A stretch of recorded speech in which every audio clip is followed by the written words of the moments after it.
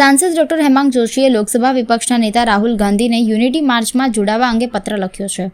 તેમણે સરદાર વલ્લભભાઈ પટેલની 150મી જન્મજયંતિના નિમિત્તે કરમસદથી સ્ટેચ્યુ ઓફ યુનિટી સુધી નીકળેલી યાત્રામાં જોડાવા આમંત્રિત કરતા કહ્યું છે કે વિપક્ષના નેતા તરીકે નહીં પરંતુ એક ભારતીય તરીકે ચાલીને દેશને એકતાનો સંદેશ આપવો જોઈએ. સાંસદ ડોક્ટર હેમાંગ જોશીએ જણાવ્યું હતું કે જો રાહુલ ગાંધી યુનિટી માર્ચમાં જોડાશે તો સમગ્ર કોંગ્રેસ ગૂંગળામણમાંથી બહાર આવશે. તેમણે વધુમાં જણાવ્યું હતું કે સરદાર પટેલની 150મી જન્મજયંતિના અવસરે દેશના વડાપ્રધાન નરેન્દ્ર મોદીના આહ્વાનથી રાષ્ટ્રીય એકતા પદયાત્રાનું આયોજન થયું છે, જેમાં 150 યુવાનો કરમસદથી કેવડિયા સુધી જોડાવાના છે. વડાપ્રધાન આજે વર્ચ્યુઅલ માધ્યમથી યાત્રાનું ફ્લેગ ઓફ કરશે, જેમાં મુખ્યમંત્રી સહિતના મહાનુભાવો પણ જોડાશે. સાંસદે જણાવ્યું હતું કે આ પદયાત્રામાં સામાજિક, શૈક્ષણિક અને ધાર્મિક સંસ્થાઓ જોડાવાની છે અને સૌથી વધુ રૂટ વડોદરા શહેરમાંથી પસાર થવાનો છે. લોકસભા વિપક્ષના નેતા તરીકે ચૂંટણી સમયે વિવિધ યાત્રાઓ માટે જાણીતા રાહુલ ગાંધીને લખેલા પત્રમાં તેમણે સ્પષ્ટ કર્યું કે આ કોઈ બીજેપીની પદયાત્રા નહીં પરંતુ રાષ્ટ્રીય એકતા યાત્રા છે. તેમણે કહ્યું હતું કે સરદાર પટેલને જે સન્માન કોંગ્રેસે આપવું જોઈએ તે મળી શક્યું નથી. ઘણા વખત તો કોંગ્રેસના કાર્યકર્તાઓ જાણે પરમિશનની રાહ જોતા હોય તેમ ગૂંગળામણમાં રહે છે. રાહુલ ગાંધી પોતે આ પદયાત્રામાં જોડાય તો તેઓ પણ આ સ્થિતિમાંથી બહાર આવી શકે છે. દેશના તમામ સાંસદ ધારાસભ્યોને આ રાષ્ટ્રીય પદયાત્રા માટે આમંત્રણ અપાયું છે. સાંસદે અંતે જણાવ્યું કે આ યાત્રા કોઈ પાર્ટી પ્રેરિત યાત્રા નહીં પરંતુ રાષ્ટ્રીય યાત્રા છે. યાત્રામાં જોડાતા મહાનુભાવો લોકશાહીના મૂલ્યોને વધુ નજીકથી સમજશે. આદરણીય રાહુલભાઈ યાત્રામાં જોડાય તેવી તેમની આશા વ્યક્ત કરી હતી. સ્વૈચ્છિક, રાજકીય, ધાર્મિક સંગઠનો પણ વિવિધ તબક્કે આ યાત્રામાં જોડાય અને એકતાનો સંદેશ પોતે આપવાના છે. આ એકતા પદયાત્રા એ ન ભૂતો ન ભવિષ્યથી એટલી ખૂબ સારી રીતે આ પદયાત્રાનું આયોજન થવા જઈ રહ્યું છે અને વડોદરાના સાંસદ તરીકે ગર્વથી કહેવા થાય કે આ યાત્રાનો સૌથી વધારે રૂટ એ વડોદરાથી પસાર થવાનો છે. ત્યારે લોકસભાના મારા સાથી, વિપક્ષના નેતા અને કોંગ્રેસના આગેવાન કે જેઓ વિવિધ ચૂંટણીઓ સમયે ચૂંટણીલક્ષી પદયાત્રાઓ કરવા માટે ખૂબ જાણીતા છે, એ આમ તો પદયાત્રાઓના માધ્યમથી ખૂબ ચાલે છે પરંતુ ચાલતા નથી. રાજકીય રીતે કહેવાય તો એ ચાલતા નથી. ત્યારે એવા ભાઈ શ્રી રાહુલ ગાંધીજીને મેં આજે પત્ર લખ્યો છે કે આપ આવો. આ કોઈ ભારતીય જનતા પાર્ટીની પદયાત્રા નથી, આ રાષ્ટ્રીય પદયાત્રા એકતા યાત્રા છે અને એમાં આ પધારો ગવર્મેન્ટ ઓફ ઇન્ડિયા તરફથી એમને પણ આમંત્રણ મળ્યું જ હશે. પરંતુ વિશેષ મેં આજે વડોદરાના સાંસદ તરીકે એમને આમંત્રિત કર્યા છે. એના મુખ્ય 3 ઉદ્દેશ્ય છે. એક તો અત્યાર સુધી એમણે આવી સારા હેતુથી કરવામાં આવનારી યાત્રા ક્યારેય જોઈ નહીં હોય.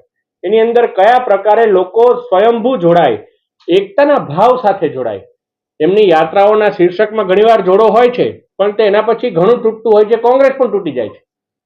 પરંતુ સાચા અર્થમાં ભારતને જોડતી યાત્રા કેવી હોય એનું દ્રશ્ય એમને અહીંયા જોવા મળશે. ના માત્ર સાંસદો પરંતુ વિવિધ રાજ્યના ધારાસભ્યશ્રીઓ, મુખ્યમંત્રીઓ પણ પોતે આવીને અહીંયા અડધો દિવસ, એક દિવસ પોતે પદયાત્રામાં જોડાવાના છે, ચાલવાના છે. ત્યારે તેઓને પણ મેં આમંત્રિત કર્યા છે. બીજી વાત એવી છે કે કોઈ ને કોઈ કારણસર સરદાર વલ્લભભાઈ પટેલજી માટેનો જે એક સુહૃદ ભાવ હોય, જે સન્માન એમને કોંગ્રેસ પાર્ટી તરફથી મળવું જોઈએ, એ દાયકાઓથી મળી નહીં રહ્યું. ઘણીવાર સંસદની કેન્ટીનમાં અમારા કોંગ્રેસના સાથી સાંસદો સાથે ઓફ ધ રેકોર્ડ ચર્ચા થતી હોય કે પછી કોંગ્રેસના કાર્યકર્તાઓ સાથે ક્યારેય કોઈ સામાજિક કાર્યક્રમમાં ચર્ચા થતી હોય, ત્યારે એવું મને એ પલ્સ મને મહેસૂસ થયો છે કે જાણે કોઈ અઘોષિત ફરમાન હોય કે સરદાર સાહેબની જે સ્ટેચ્યુ ઓફ યુનિટી માનનીય મોદી સાહેબે આટલી ભવ્યાથી ભવ્ય, એવું કહેવાય કે દુનિયાની 8મી અજાયબી એવી પ્રતિમા બનાવી છે, એમને જોવા માટે, એમને ત્યાં એમના દર્શન કરવા માટેની પણ કોંગ્રેસના કાર્યકર્તાઓને જાણે પરવાનગી ના હોય. આ પ્રકારની ગૂંગળામણમાં જ્યારે કોંગ્રેસનો કાર્યકર્તા જીવતો હોય ત્યારે જો તેઓ પોતે સરદાર સાહેબને સન્માન કરવા માટે આ પદયાત્રામાં જોડાશે તો આ ગૂંગળામણમાંથી કોંગ્રેસનો એક કાર્યકર્તા પણ આઝાદી અનુભવશે. આ બાબતે હું આપને સ્પષ્ટતા કરું કે ના માત્ર તમામ સાંસદો પરંતુ દેશના તમામ ધારાસભ્યોને પણ આપણા યુથ મિનિસ્ટ્રી દ્વારા, કેન્દ્ર સરકાર દ્વારા આમંત્રણ આપવામાં આવ્યું છે. અને લોકસભાના અમારા જે બુલેટિન નીકળે, મારી પાસે મારી પોતાની એપ છે, એ બુલેટિનની અંદર પણ એકતા યાત્રાનું મહત્વ અને એમાં જોડાવા માટે તમામ સાંસદોને આહ્વાન કરવામાં આવ્યું છે. આ કોઈ પણ પ્રકારની પાર્ટી પ્રેરિત યાત્રા નથી, આ રાષ્ટ્રીય પદયાત્રા છે. પરંતુ વડોદરાની અંદર જાણે સૌથી મોટો રૂટ આવતો હોય તો વડોદરાના સાંસદ તરીકે જો આપણને એવી તક મળે કે આપણે સમગ્ર કોંગ્રેસને આ ગુંગળામણમાંથી આઝાદ કરી શકીએ, તેઓની અંદર પણ એક જે ત્રીજો મુદ્દો હું કહેવાનો હતો, આપે મને વચ્ચે જ્યારે આ બાબતે મને પૂછ્યું, ત્રીજો મુદ્દો એવો છે કે આ યાત્રામાં ચાલતા ચાલતા જે પ્રકારે તમામ લોકો, તમામ મહાનુભાવો પણ આમાં જોડાવાના છે, તો એમની અંદર એક નવા પ્રકારની પરિપક્વતાનો પણ સંચાર થશે.